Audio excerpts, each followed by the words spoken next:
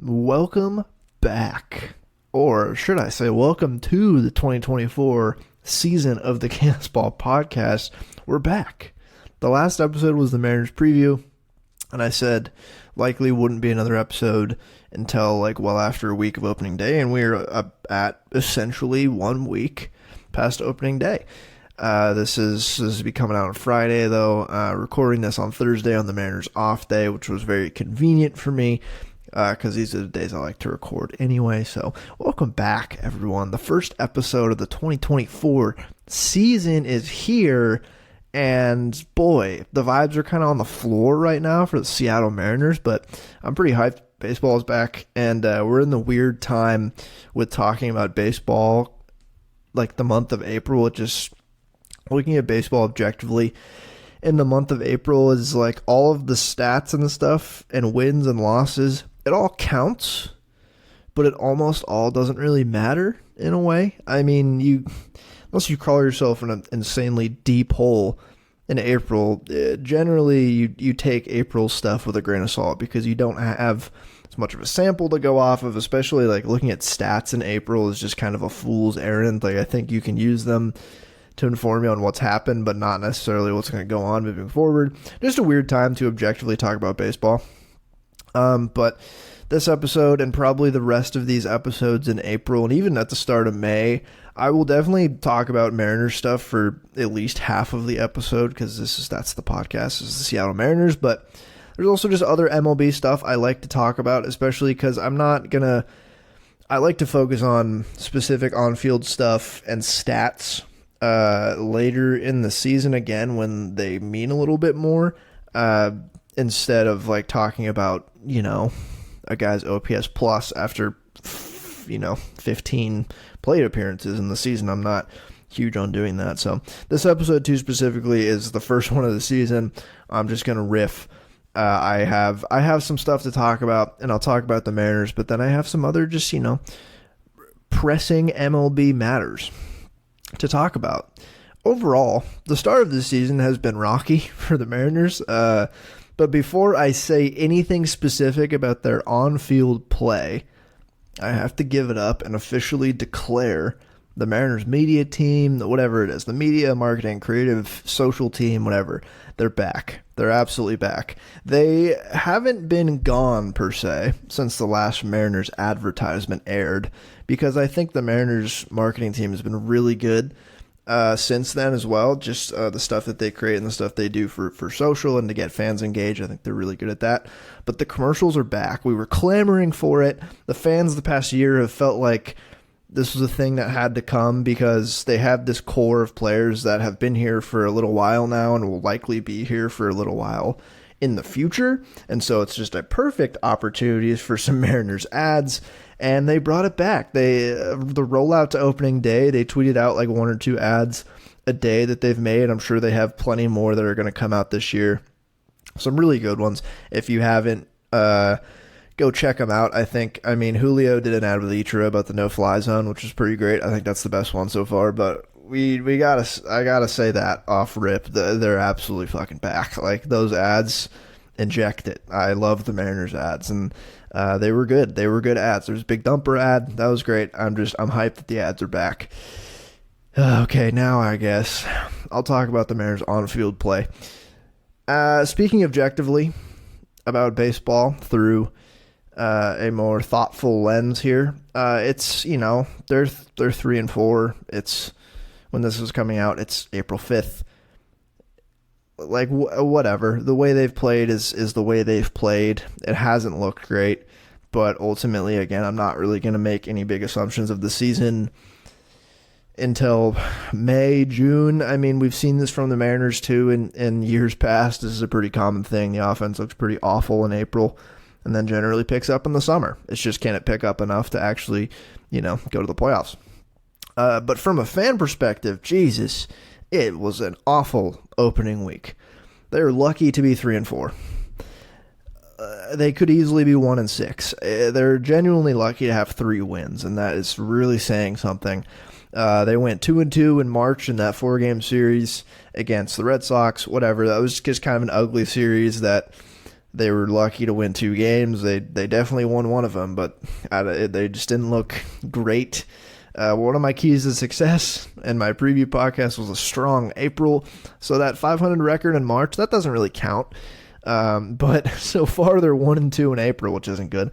They're lucky to have those 3 wins. From a purely fan perspective, vibes are on the absolute floor right now, but I'm not panicking. It's been 7 games. I'm not going to panic, especially just because, like, the Astros are 2-5. You know, that's fun. The Angels are in first in the division. That's also fun. I don't know. It's just been bad. Like, the on-field play, the offense has been bad. There's no other way to put it. They have the lowest team OPS in the league after 7 games with a 550. Pretty awful. Who the only real good contributors on offense so far have been 2024 reclamation candidate Ty France, who I felt like I sponsored a bill to send to the government to bring Ty France back from the dead. He's looked pretty solid. And then Mitch Haniger. Mitch Haniger had the first home run of the Mariners season, which felt poetic, and we all should have seen that one coming. That was an amazing moment to not only see him back in a Mariners uniform, but to hit the first home run of the season for this team. That was pretty awesome. Just a really refreshing sight to see him back in a Mariners uniform. Whatever he does this year on the field is whatever. I'm okay with appeasing the fans like this, and it appeases me. I really enjoy seeing Mitch back in a Mariners uniform. The starting rotation is fine. Kirby just got absolutely shelled by the Guardians yesterday. As much as you can get, quote, shelled by a team that just slaps the ball around and doesn't hit the ball hard.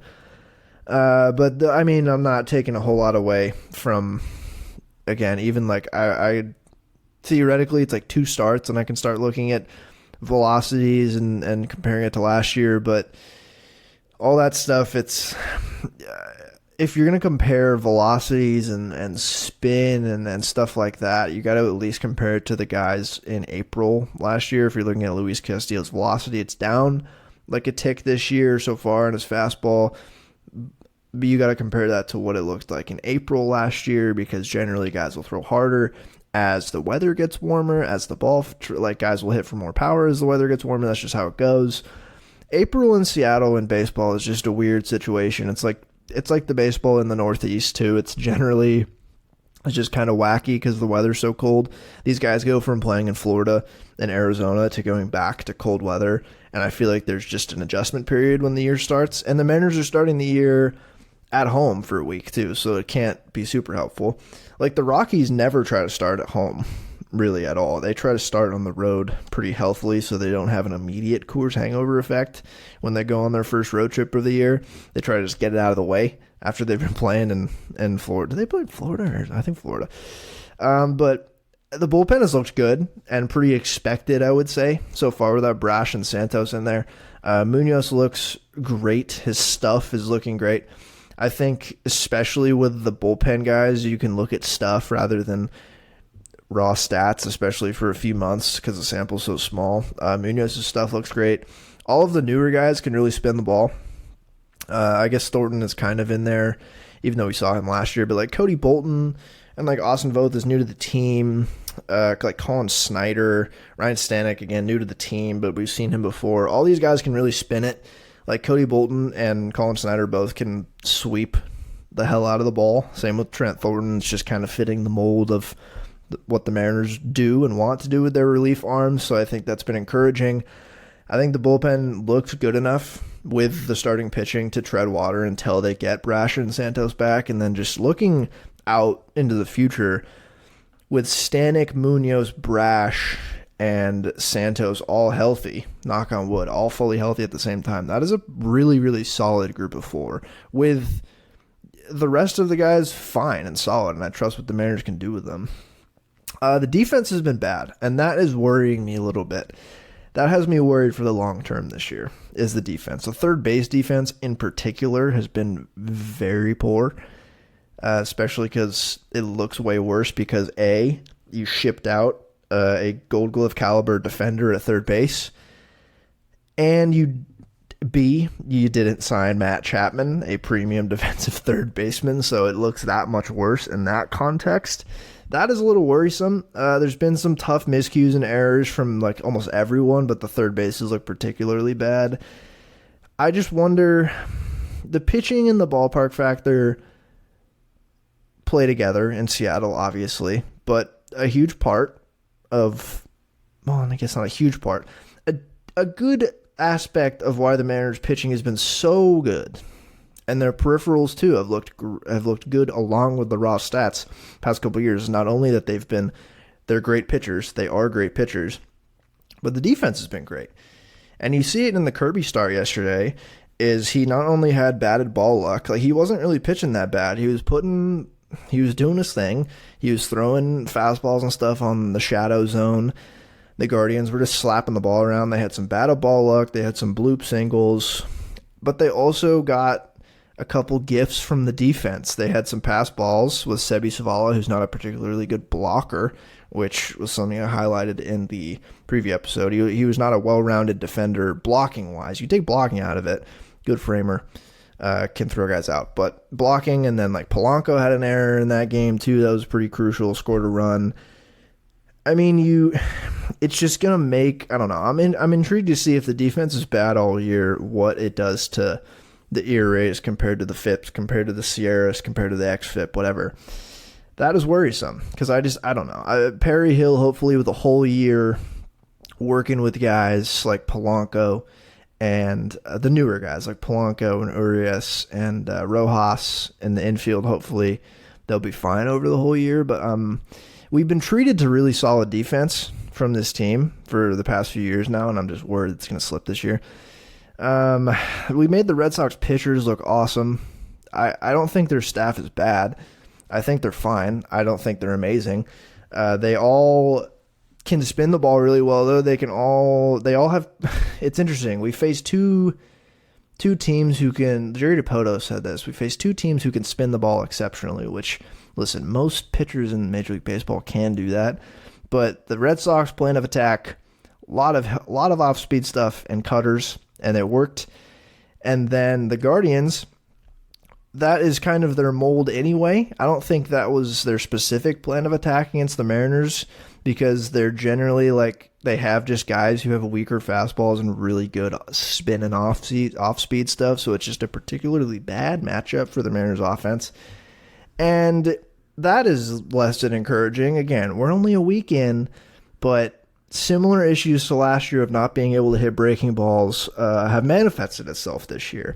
It's not great. They're chasing a lot.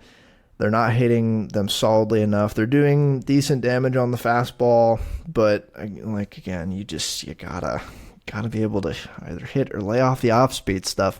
And it was so clear the plan of attack in the Red Sox series was cutters, sliders, sweepers, changeups, sinkers, way less four-seam stuff.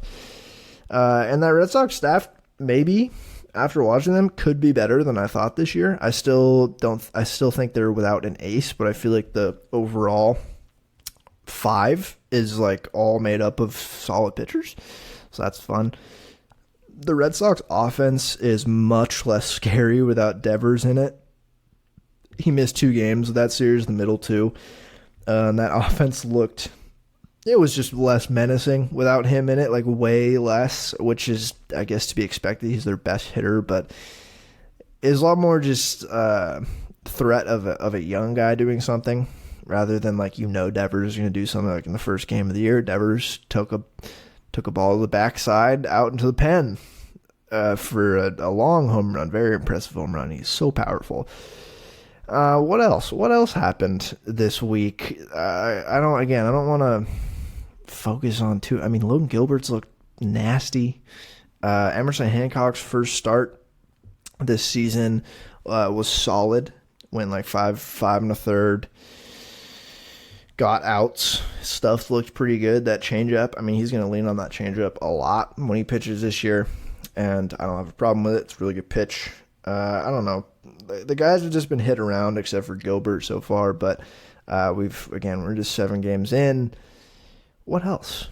Again, they're just not off to a great start at the plate. I need Polanco and JP and Julio to hit the ball a little bit better, but maybe they won't until May because April was futile.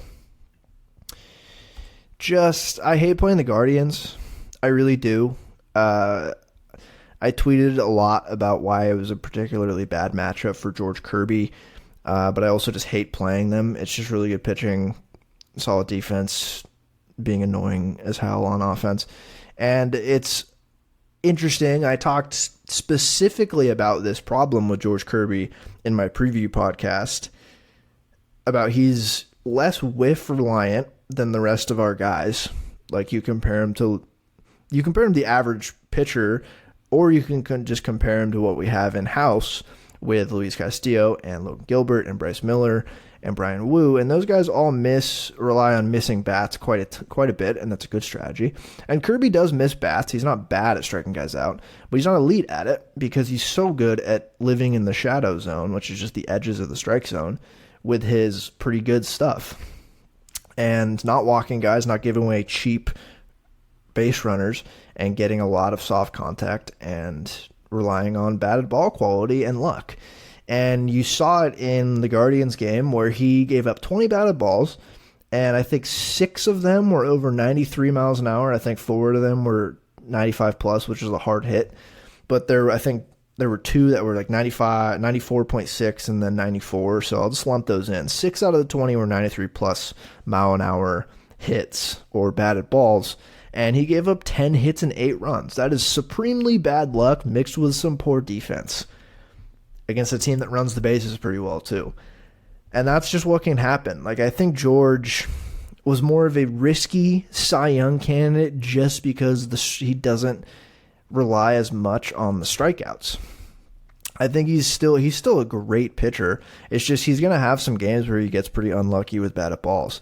And I feel like he's the perfect candidate to have a ERA where you're like, oh, that doesn't look right for George Kirby. And then you look at the FIP and the XFIP and even like the expected ERA and Sierra, all the peripheral ERA numbers, and they're like a point lower than his ERA. I feel like he's the perfect candidate to have that happen this year just because he relies so much on the batted balls and batted ball quality and just where the ball falls and good defense.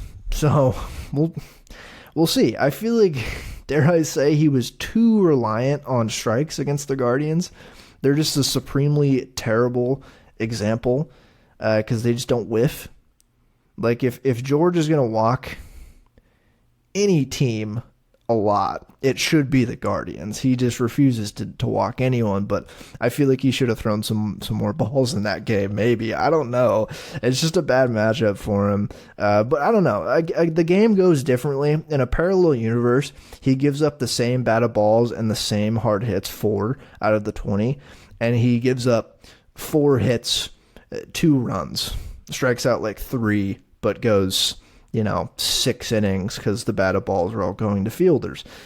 That could have easily happened too. So just interesting and tough start to the year for him, but I think he knows that he's not in supreme trouble right now. So that was I don't really want to focus too much else on the on-field product yet. It's just been really shitty, and I'm hoping they pick it up soon. I said a strong April is needed from this team, and I still believe that. And I hope the offense can pick up soon. I mean, we know like Polanco, Julio, JP, even Cal are not going to be this bad at the plate. Very small sample. I think they're going to be better, but they're lucky to be 3-4. I'll say it again. They're lucky to be 3-4. And they just have tough matchups. They go to Milwaukee the day you're listening to this on Friday. They go to Milwaukee. That's a good staff and a good bullpen. They go to Toronto. That's a good staff and a good bullpen. And then they're at home for Chicago and the Reds. And then they get a brief respite going to Colorado, which maybe that's the series. They go to Colorado. Everyone rakes and they come back just cooking. But it's going to be a tough month, and we know this. And I'm just so sick and tired of April being an awful month for the Mariners. But it always is. It always feels like it is. And I'm going to blame the environment. I had a question here in my notes. My question is marine layer? Or are the hitters just not hitting the ball hard enough? Because in the first 7 games of the year, and this happens often, I feel like the Mariners' fly balls don't travel as far as the opposing team's fly balls. That's just the vibe that I get, that I feel like a lot of other people get, where it's like, oh, of course that one goes over the fence for the opposing team, but our guy, it's like, oh, that's gone. No, it's a warning track out because of the environment. And I think that's a little bit of, I don't know, I just think that's kind of bullshit. I think that's our minds playing tricks on us a little bit. And I think it's just our hitters not really hitting the ball hard enough. Maybe the opposing team's hitters are just better. That could be a thing. There's a certain amount of offensive output you can attribute to the marine layer and it being cold outside. There's numbers to back this up. The offense and like pitcher velocities, again, don't peak until like July, late July and August when it's the warmest outside. It makes sense. But there's also a good amount that you can attribute to just getting good hitters. And that's a big part of being a good offense. Like if the Mariners had better hitters, I think they'd be better offensively in April. And that's not rocket science. And you'd think the people upstairs would know about this, but they don't. They're like, oh, good hitters. Never heard of her. But that's it. I'm done. I'm done talking about the on-field stuff. I have a lot more stuff to talk about, particularly the salmon run. I got to talk about the salmon run. The salmon run, you have to know what it is if you're a Mariners fan by now. If you've been to a game already, which I haven't. I don't live in Seattle. But they're doing a new thing akin to the Washington Nationals President's Run or the Milwaukee Brewers. I think it's just sausage run. I think they have sausages run. The Mariners are doing the same thing, but with salmon. It makes sense. I saw some people hating on this because it's like, oh, we're taking from other teams, like it's just copying. It's not copying. It's just taking and applying it to the Mariners. Like it's just making it a Mariners-themed race around the warning track, and it's supposed to be fun. And I think it is really fun. I don't know why you'd have a problem with that. Who cares if we take something and tweak it to fit the Mariners brand? Like, why is that a bad thing? It's not like it's cheating. It's just a promotion. Like that happens all the time. But I like it. I think it's great. The only thing that I don't think is great is they're apparently getting rid of the hydroplane race, which is like a staple of my childhood. It's one of the biggest things I remember about going to Mariners games as a kid. Sometimes on-field play I remember as a kid, but let's be honest. As a kid, you're thinking about a kettle corn, a hot dog, a soda, some Dippin' Dots, some alien ice cream, and a helmet. You're thinking about the hydroplane race, the hat trick. Like that's the stuff you're thinking of, and that's a formative memory of my childhood. And I don't care I don't care for the fact that they're getting rid of this. Why not have the salmon run and the hydroplane race? Why you got to get rid of it? So it's like, it's great news about this salmon run. I think it's fun, but at what cost? And they have backstories on all 4 of these salmon, though. And I will say, rip to the hydroplane race. R.I.P. It's sad that it's off and it's going, but I guess at least it's replacing it with something fun. I will not tolerate salmon run slander. But the Mariners on their website have a whole section talking about the salmon run. Obviously, salmon is a huge part of the nature of the Pacific Northwest. They're a big part of the culture of the indigenous people of the Pacific Northwest as well. And if you've lived in Seattle at all, you've probably eaten salmon. There's a lot of salmon up there. It's great. And the salmon run, what's fun is when I heard this, I was like, this is a fun race. But like, what if they simulated a real salmon run? Because usually the salmon dies at the end of a salmon run. They lay eggs and then they die. But they have these 4 salmon who are running in this race, the Mariners do, and they have bios for all of them. So I'm just going to read them here because I think this is really fun. There's the king salmon, obviously the king or Chinook salmon. He's the biggest, fastest, and strongest, which feels unfair. Fun fact, loves King Felix. There's the sockeye salmon, which is the grunge salmon, apparently. He wears a cape. Not a cape, Jesus. The king salmon wears a King Felix type cape. The sockeye wears a flannel because he's tough, scrappy, and creative. Fun fact, stand for Mudhoney, Stone Temple Pilots, Soundgarden. Stand for Mudhoney, Stone Temple Pilots, yeah. So he likes grunge music. His win song is Man in the Box by Alice in Chains, so that's fun. And then there's the silver salmon, or the silver/coho salmon, known as the smart salmon. This salmon appears to be wearing glasses and a headset, averages 18.5 hours of screen time per day, so it seems kind of like a tech expert, a little Microsoft themed, I guess.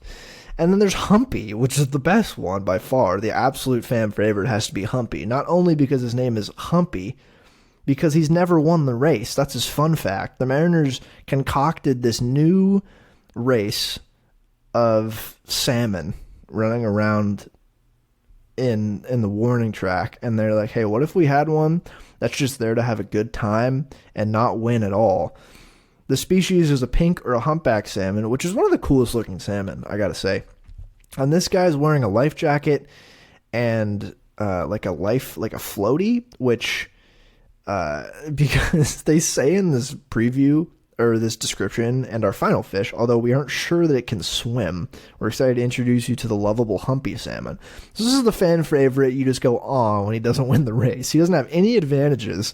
There's the advantages section of this website says NA, so he has no advantages and he doesn't win. His win song is called the Humpty Dance, which could certainly get problematic, but I demand to hear the Humpty Dance. He has to win at some point, right? Like, they're not going to go the whole year without him winning.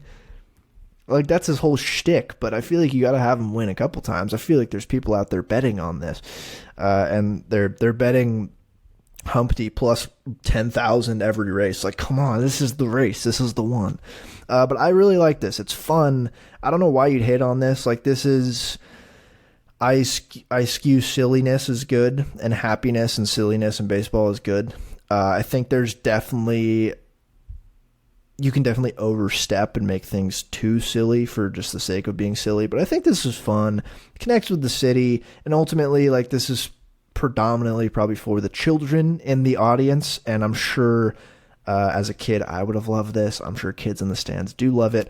I haven't been to a Mariners game in a while. I don't live there, but I kind of want to go back just to see this salmon run and mourn the loss of the hydroplane race. But the sockeye salmon so far, in the 5 races they've had, is an absolute problem. He has 4 wins, and the next one is the King with 1 win, Silver with 0, and obviously Humpy with 0 as well. Humpy, man, will Humpy ever win? That's really the question. But the sockeye, the grunge salmon with this flannel, is an absolute problem. Tough, scrappy, and creative. You gotta wonder, the King salmon with just 1 win, although being the biggest, fastest, and strongest, King salmon underperforming so far this year, I will say, in the salmon run. I think it's going to be a monumental day when Humpy wins, and I hope it's celebrated as such. If you're at the game where Humpy wins, you gotta frame that ticket. This reminds me, the Sounders came out with a thing a while back. It was an elevator race, and there was a fun bit, like the gold elevator never won, and then at the end of the season it finally won, and everyone went absolutely crazy. When Humpy wins, burn T-Mobile to the ground when Humpy wins. It's going to be a party. But I had to talk about this. I had to talk about the salmon run / mourn the loss of the hydroplane race. It had to be done. I will be keeping up with the standings of the salmon race, and I kind of want to take, not bets, but I kind of just want to guess throughout the season who's going to win all the races, because there's 80, how many home games to baseball teams play? Some quick math, 162 divided by 2, 81. So there's 81 races, theoretically, or no, they didn't do 2 at the start, so there's 79 races maybe throughout the year. I am excited. I'm excited to see what happens, and I will be keeping up with the salmon run on this podcast. And now, I will transition into non-Mariners related topics after talking about the salmon run. Without further ado, I have to talk about the jerseys. I have to do it.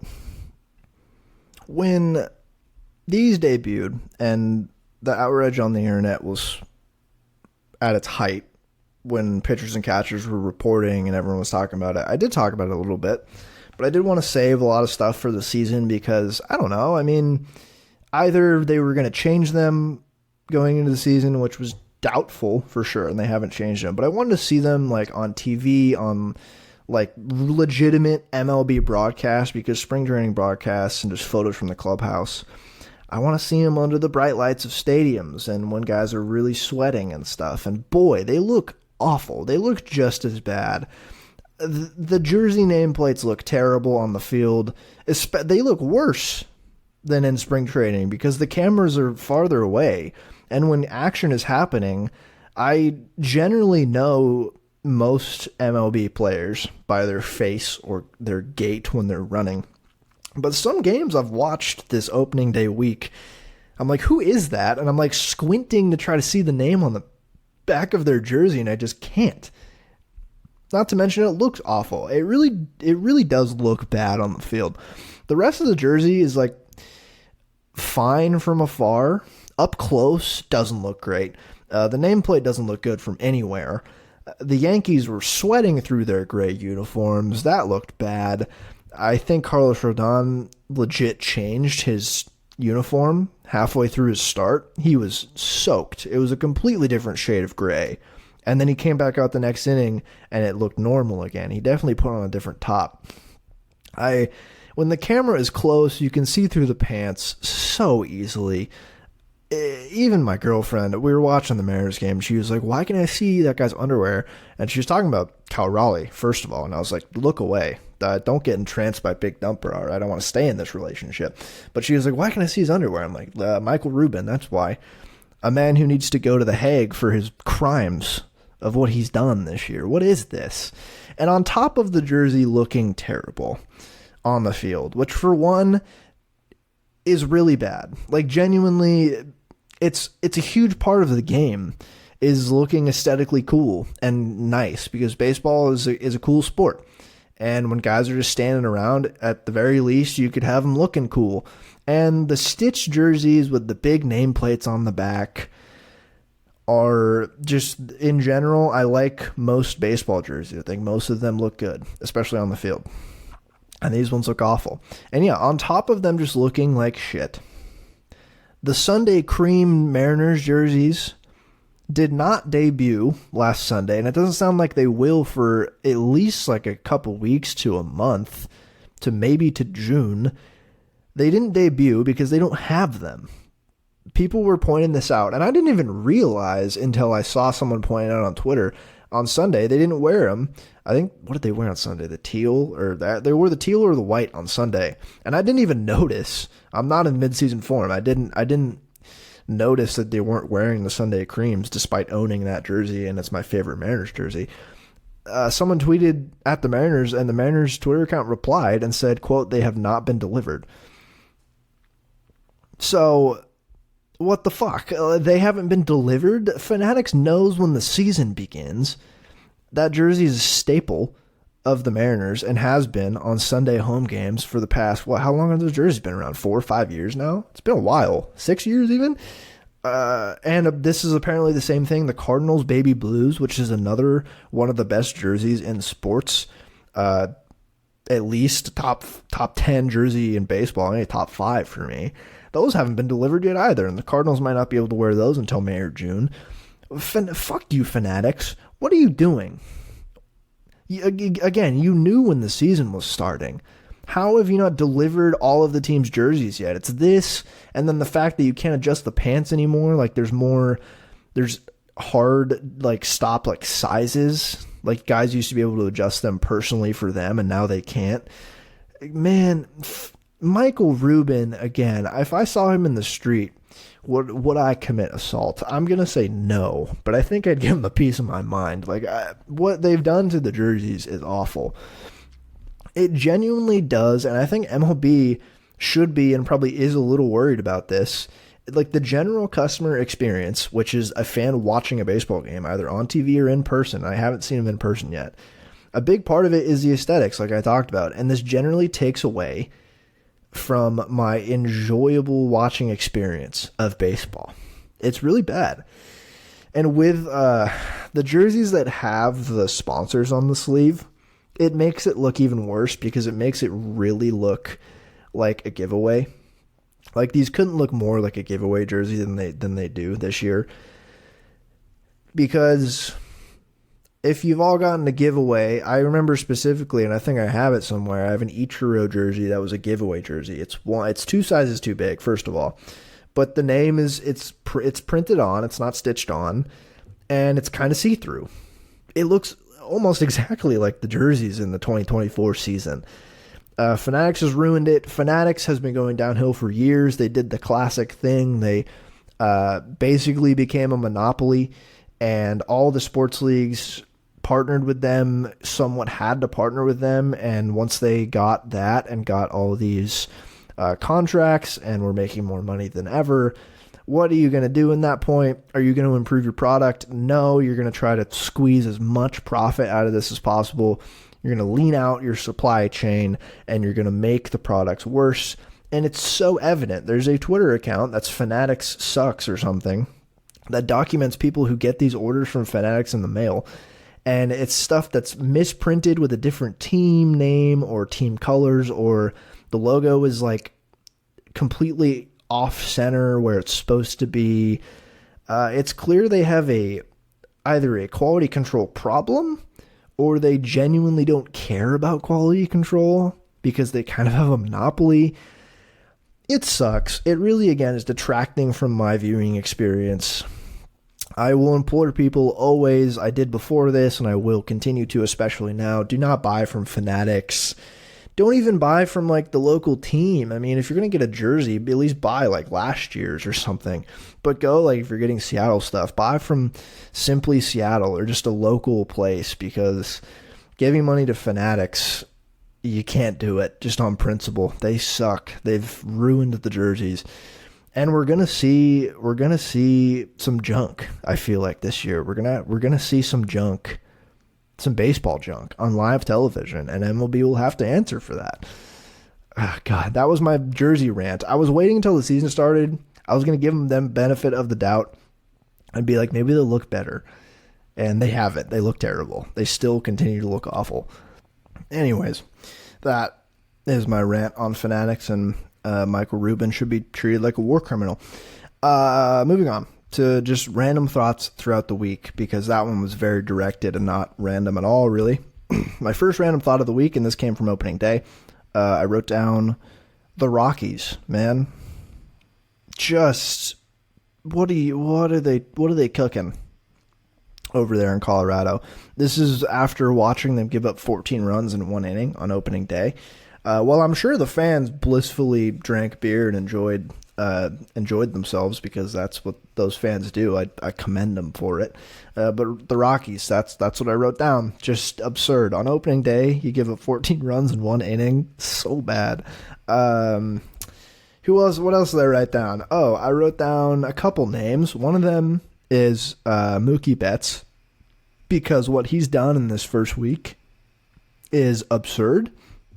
Not only showcasing that he is still that dude, the Dodgers are scary, but also that whole just good God. It's fun when a guy is hot to start the season, because the numbers that you can get from this first couple weeks of the season when a guy is scorching is phenomenal. And he right now is slashing, let's see here, 485, 595, 1,091 slugging. That's good for a 1,686 OPS. That is a 337 OPS plus. So if you're doing the numbers, 237% better than league average right now, OPS wise. He has hit 5 home runs. I think that's more than the Mariners have hit. I feel like he probably has more extra base hits than the Mariners have hit this year, too. I haven't fact-checked that. That's just a hunch. He's struck out 4 times in 42 at-bats, walked 9 times. I don't think he has swung and missed at a ball in the zone yet this season, at least as of, I think, Wednesday. I think someone tweeted that out. That's ridiculous. Teoscar Hernandez has hit 4 home runs already on the season. That was the most expected thing possible, is that Teoscar's probably going to put up a Blue Jays Teoscar season. He's probably going to end with 30 home runs, 130 WRC plus. I mean, we saw this one coming. Other Dodgers stuff, I mean, I will say I'm not going to touch on the Shohei gambling stuff at all until the investigation's done. It's messy. More people know about more facts than me. I have my opinions. I don't want to bother getting into that mess on this show. But Shohei just hit his first home run as a Dodger last night, and the girl who caught it, some stuff has came out today that, she got like a signed baseball and bat and like some hats, I think, but apparently the guy, she said that they separated her from her husband, the people who were like going to authenticate the ball. I guess the ushers probably do that, or there's designated people, and like pressured her to take a quick deal that wasn't very lucrative. She tweeted out that she didn't want much and she was like fine with what they gave her. But then, so Sam Blum was covering this, and he said that the team was like, yeah, we gave her this stuff, and Shohei was like, yeah, I'm glad we could get her some signed gear, and Shohei apparently said that they met with her, Shohei and co, and she said they did not meet with her, which I'm inclined to believe her. Why would she lie about that? So apparently the Dodgers not only threatened her to take a quick and easy deal to get that ball and refused to authenticate it initially, apparently. Shohei then lied and said that they met her and didn't. Like, what is going on in the Dodgers camp, especially with Shohei Ohtani? Shohei Ohtani's PR team has been working overtime for all of this month, March and April so far. Tough for them. This has been awful. That was just a weird little thing that came out like an hour before I started recording. Very weird. But the other LA team, currently in first in the AL West, the Angels of Los Angeles, but not really.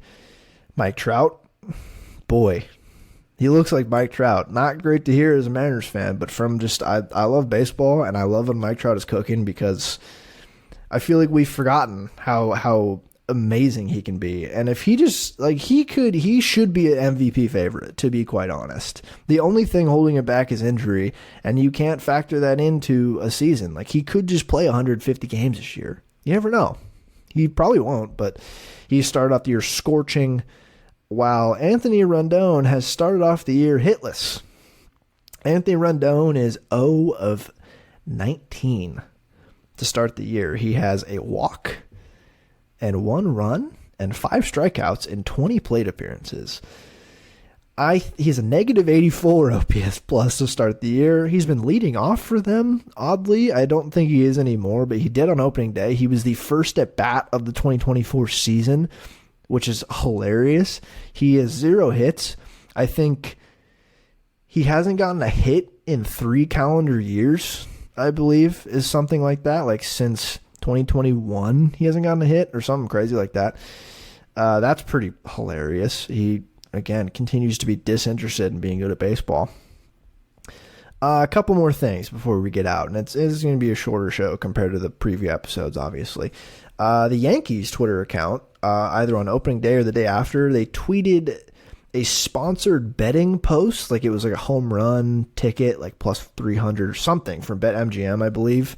No, absolutely not. I will not have that. Teams should not be allowed to do that. I haven't talked a lot about the gambling in sports and baseball, but I think we're reaching a point, and everyone else is realizing that as more and more stuff comes out about people betting, like betting scandals in the NBA, NFL, baseball now, with the biggest star in baseball, it's getting out of hand. And if teams are going to tweet that, if you bet on Aaron Judge over half a home run for plus 250 today, cash it in, we cannot have that. That should be against the rules. Everything else is going to be sponsored by gambling. Please, teams should not be allowed to tweet that shit out. That's awful.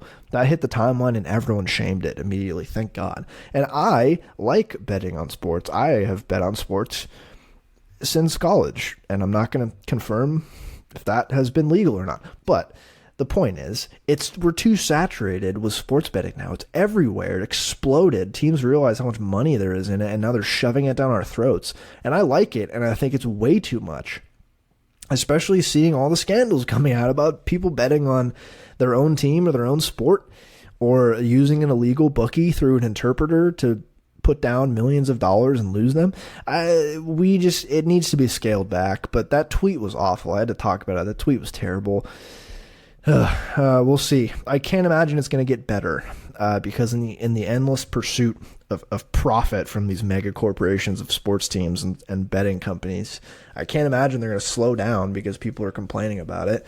It's too much. It's too in your face now. It's the Shohei Ohtani coverage has been absurd because like Ken Rosenthal has been talking about it on MLB Network as a chyron below him is like brought to you by BetMGM. It's like, all right, can we take a step back and just look at how ridiculous this is for a second? Awful. Okay, and the last thing I'm going to talk about on this episode is the Oakland Athletics.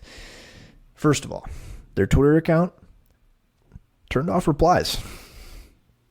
Absolutely cowardly move by the Oakland A's. I don't know if this was a decision made by their like social manager, coordinator, or whatever. I feel like this could have been from down high, where it's like, hey, we just don't want the negative sentiment because we know all the comments are going to be negative because we're ripping this team away from the fans. It's just cowardice, and it's embarrassing. And what came out today in the past couple of days is their official, like the move is all but official, and now they just figured out they're going to play in Sacramento at a stadium that holds like 12,000 fans and probably doesn't have the proper clubhouse facilities or family care stuff or workout facilities that you need to be an actual Major League Baseball stadium. Like having a small stadium for the A's is not necessarily a bad thing. Because they don't get that many fans to begin with. It's the fact that they're moving completely out of the city, for one, and to a stadium that, like, despite the Coliseum being in really poor shape, it has an adequate, like, press box and clubhouse facilities enough to support major league teams coming in and out. And there's big concerns that this Sacramento park doesn't have that. And it's really sad. They've turned off the comments. All that they're saying is we're moving to Vegas. They're not even using the Sacramento name, apparently. Like, they're just going to be the Athletics, not the Sacramento Athletics, which is crazy. Like, you could at least try to endear yourselves to the Sacramento fans by using the city's name for a few years, but they're not even doing that. This entire thing is so embarrassing for Major League Baseball. The fact that Manfred and MLB and all of the owners are just okay with what's going on is embarrassing and frankly awful. Every day I feel more sad for Oakland A's fans and Oakland people in general. They've had the Warriors ripped from them and moved to San Francisco. They had the Raiders ripped from them, and now they're getting the A's ripped from them in a swift move that hasn't even been well coordinated. It's like, no, we're just going to get out. We're going to make this product as worse as we possibly can, as terrible as it possibly can be, an excuse to move, to make our owner and ownership group slightly more money for a guy who's a billionaire already. He's going to make a couple millions more maybe on this. Like, it's marginal to him at that point, but it doesn't matter. This is all for greed. That's the entire point of this. And it's just a shame that Major League Baseball is standing by and letting this happen. And all the other owners, because all the other owners would do this too.